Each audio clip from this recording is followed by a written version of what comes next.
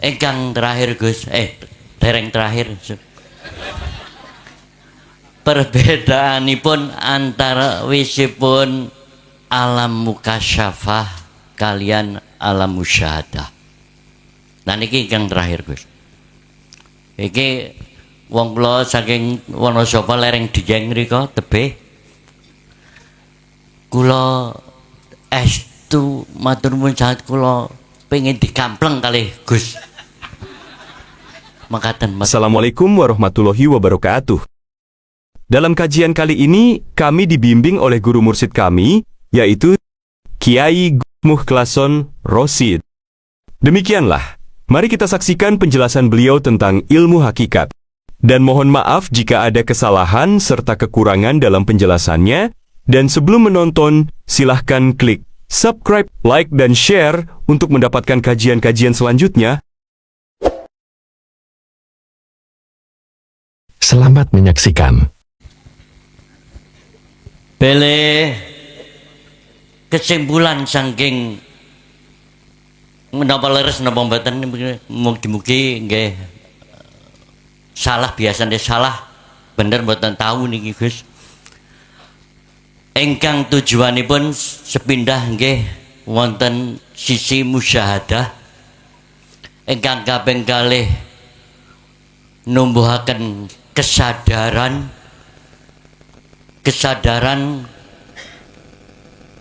ngilangaken kemelekatan keagungan diri. Ingkang kaping 3 kados pundi supados saged kundur kanthi wilujeng dhateng Allah. Ingkang terakhir Gus, dereng terakhir. Perbedaanipun antara wisipun alam mukasyafah kalian alam musyahadah. Nah niki ingkang terakhir Gus. Iki wong kula saking Wonosobo lereng Dieng mriko tebih. Kula estu matur nuwun sanget kula pengen dikampleng kalih Gus. Makaten matur nuwun Gus. Pangapunten.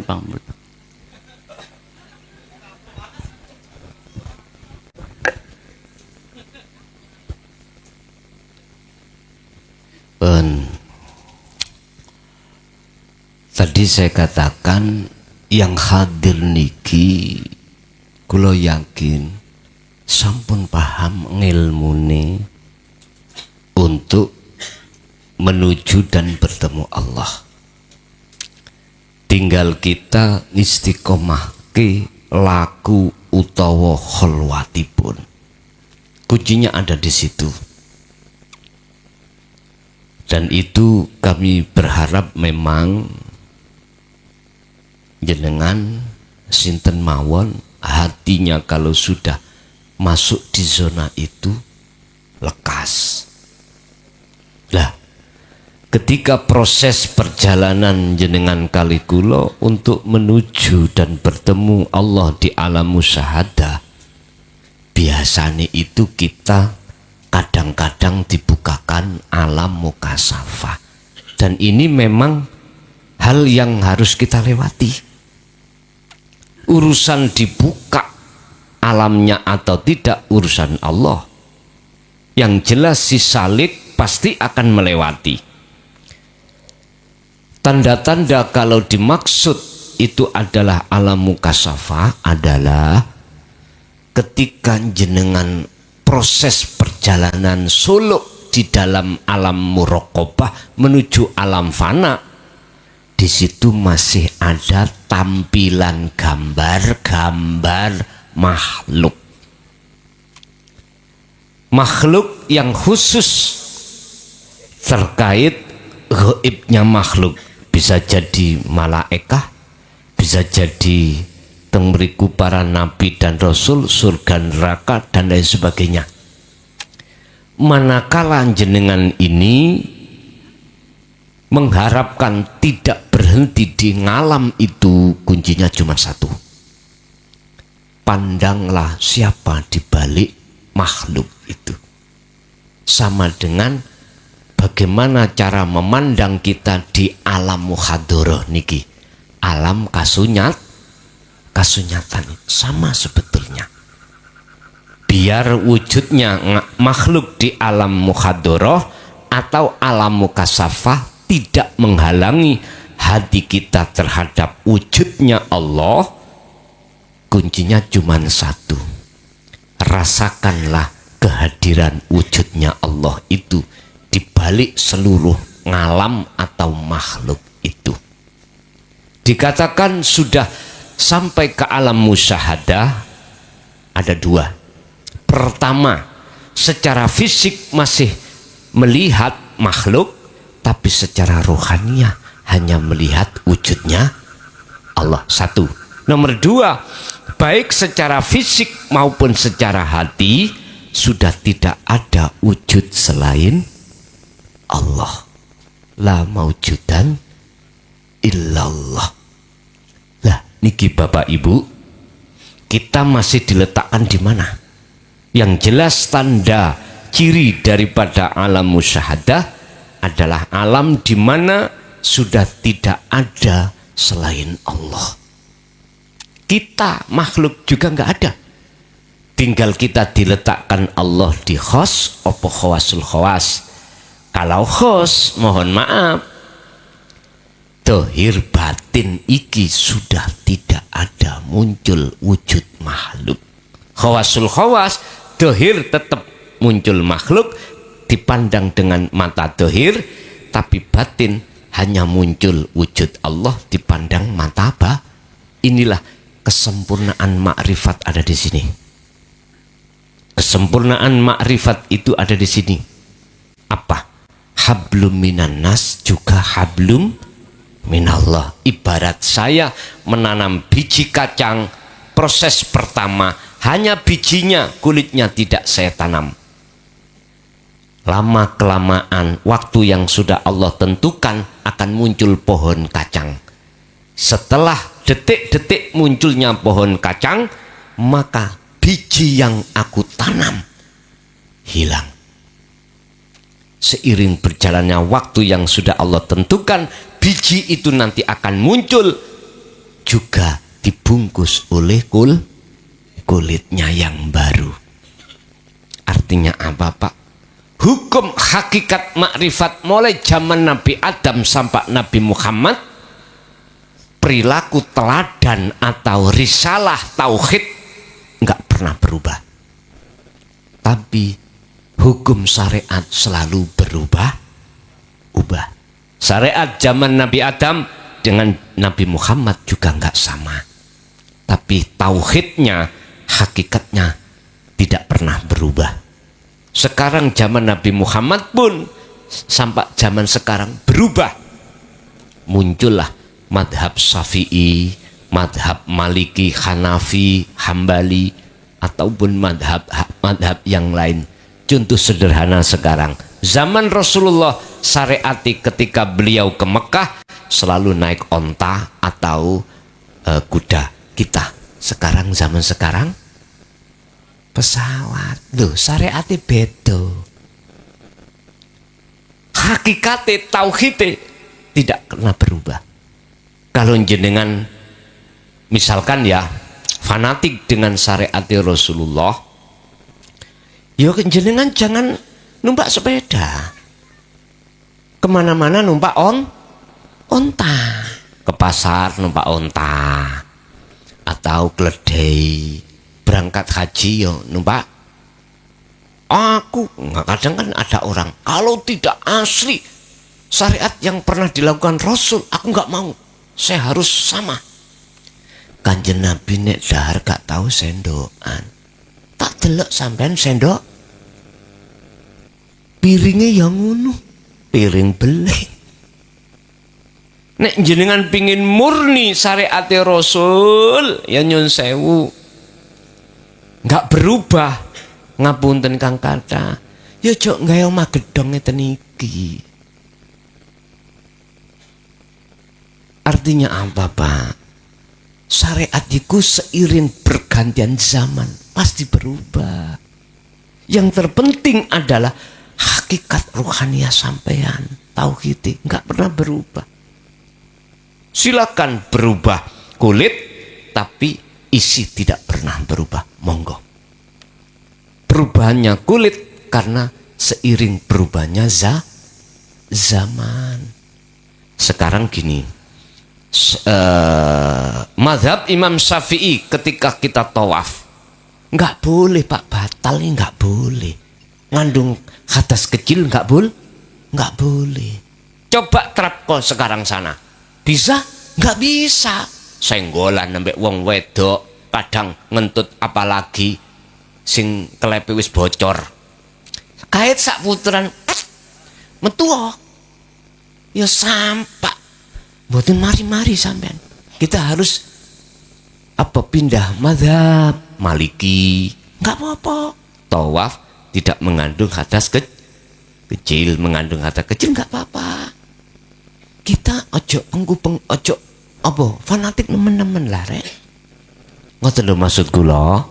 Artinya wong kulit itu beda-beda. Rapopo. Cara beribadah sampean iku ngadep kemana, monggo. Umat Islam nyembah Ka'bah, watu kotak papat, silahkan iku syariate memangi. Orang Hindu ngadep opo gunung, ya beda. Yes gak apa-apa iku kulite. Sing penting ruhaniah jenengan derek Rasulullah. Nabi Isa, Nabi Muhammad atau nabi sebelumnya semuanya sama. Tolong dibuka dalam surah Al-Anbiya ayat 25. Wa ma arsalna min qablika mir rasulin illa nuhi ilaihi annahu la ilaha illa ana fa'budun. Muhammad, kata Allah dalam Gusti, aku ya ora tahu, tidak pernah ngutus utusanku sebelum awakmu termasuk Isa lan sak piturute iku kecuali wajib nggawa wahyu intiku putih ya tauhid la ilaha illa ana. Artinya jabarkan di tengah-tengah umat biar apa fa'budun, nyembahnya terhadapku iku betul. Disampaikan Pak Rasulullah. Sampai gara-gara nyampe no iku lho, Rasulullah mau dibunuh. Mohon maaf. Akhirnya muncul yang namanya wahyu hijrah dari Mekah ke Madinah. Masih dikejar-kejar. Tidak cukup Abu Jahal, diteruskan anaknya untuk memusuhi Rasulullah. Yang tujuannya hanya satu, ingin membunuh Rasulullah. Pamannya sendiri, mohon maaf, Sayyidina Umar asalnya musuhi Rasulullah, asalnya. Tapi kita tidak tahu rencana Allah. Di dalam bengise Sayyidina Umar, justru itu yang membentengi Rasulullah pada akhirnya. Rasulullah dulu sebelum kedatangan Sayyidina Umar masuk Islam, beliau ketika saat menyampaikan dakwahnya itu adalah secara sembunyi. Setelah Sayyidina Umar itu Allah tetapkan menjadi pengikut Rasulullah. Akhirnya lewat Sayyidina Umar, ya Rasul, terang-terangan aja saya yang ada di depan. Masa Sayyidina Umar itu orang yang ditakuti oleh seluruh kaum kafir Quraisy, termasuk Abu Jahal, Abu Lahab, takut kabeh dengan Sayyidina Umar. Karena Sayyidina Umar itu memangnya dedengkote preman asali. Orang aja kalau beliau sore-sore keluar rumah, wah podo ditutupi kabeh omahe, mlebu kabeh, termasuk Abu Jahal. Wedi. Beda nek sampean kali kula liwat, bener ditutupi, mergae tahu sampean tahu gendeng. Ngono. Beda Sayyidina Umar. Lah itulah rencana Allah yang kita tidak tahu. Artinya apa, Pak? Nyun sewu. Sak bengis-bengisi orang, sak gak suka-sukanya orang terhadap dinu tauhid, jangan disalahkan. Siapa tahu beliau sebelum meninggal sudah bertobat. Pengalaman kula, Pak. Kula tahun 2006 notok 2007 dibenci oleh ahli kitab. Diusir saking kampung kula. Bahkan notok ke 2010 saya sampai dimasukkan penjara kena 3 tahun. Tapi orang-orang seperti itu awalnya memang benci. Tapi kita tidak tahu, ternyata beliau bertobat sebelum kematiannya datang. Akhirnya apa? Keluar saya dari penjara, beliau bertobat, akhirnya mengikuti dino tauhid iki. Akhirnya sampai detik niki kula didadekno Pak Kades. Saya coba ya napa? Beliau getol-getolnya membenci dan tidak boleh saya ada di situ. Boleh tapi tidak boleh ngaji babakan tauhid. Saya coba jenengan. Tapi pada akhirnya sampai pendukungannya itu, karena dia itu sudah bertobat, akhirnya warga disuruh untuk mendukung. Sampai sekarang saya sik dadi kepala deh. Lu coba. Saya sudah 22 periode. Ini 2 periode mendapatkan 2 tahun bonus. Berarti boleh saya 3 periode. Ini aja bulan kemarin itu dengar saya tidak menyalonkan lagi, di demo Pak nang omah. Wong 30 masuk ke rumah ngomong, Gus, nek manggil Gus Lurah. Gus Lurah, ya napa-napa wong mangan niku nek gak dintekno iku mubadir. Itu bukan teladan Rasulullah. Kula nggih tolah-toleh apa iki maksude. Ternyata saya jatahnya 3 periode, kalau tidak dihabiskan iku gak ngikuti Kanjeng Nabi. Ngoten. Wis gak iso obah, Pak. Wis maksud kula niki pun asinipun capek.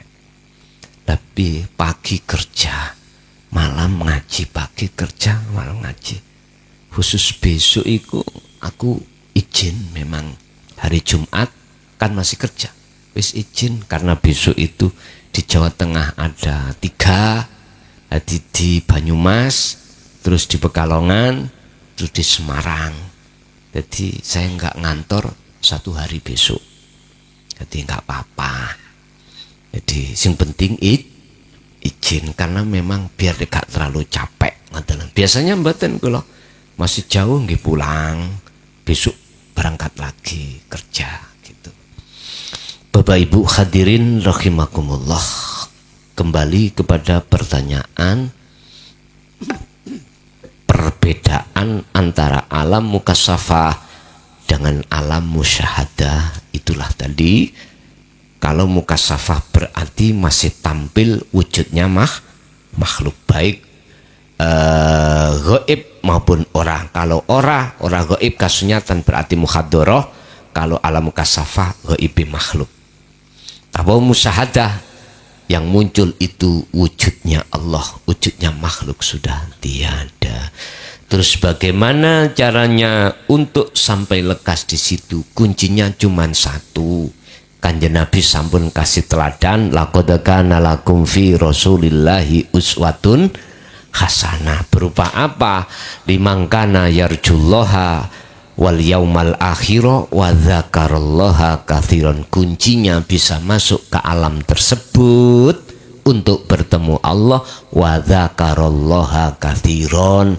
Perbanyaklah berzikir. Nggih. Kasih wonten. Oh nyuwun dikampleng. Monggo. Pun teng mriku mawon.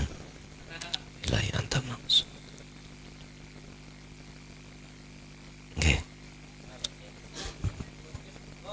Kula mboten ngampleng fisik sampean lho ya. Kula ngampleng nafsu sing beling. Ning ngati sampean sing ngajak-ngajak lali dateng Gusti. Tapi ketahuilah, kamplengan masih ping 1000 gak ono gunane nek lamun tidak disertai mikir. Jam rolas. Terus pundi cukup? Monggo kita tutup sarana doa. Semoga apa yang diberikan Allah ilmu pada kesempatan malam hari ini estu jadi ilmu ingkang manfaah barokah fitini wa dunya wal akhirah. Lahumul Fatihah.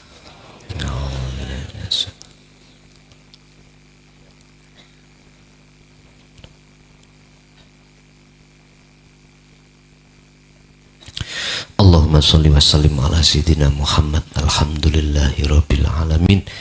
Ya Allah ya Fattahu ya Alim, iftah lana bi futuhil arifin wa ila auladina wa azwazina wa dzurriyyatina wa ahli baitina wa jami'i man tabi'ana fid dini wad dunya wal akhirah.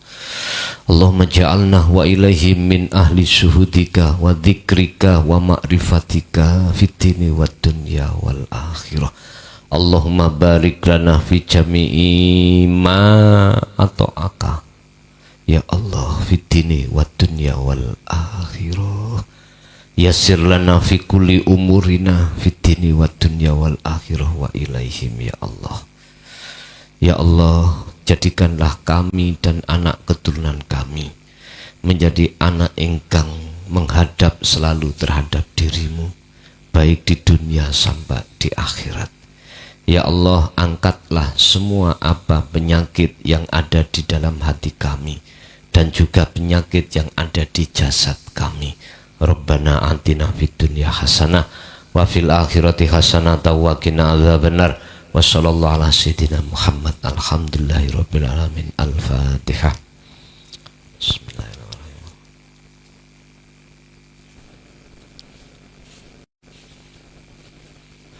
Akhirul kalam. Assalamualaikum warahmatullahi wabarakatuh. Demikianlah kajian tausiah dari beliau. Semoga bermanfaat bagi kita semua. Wassalamualaikum warahmatullahi wabarakatuh.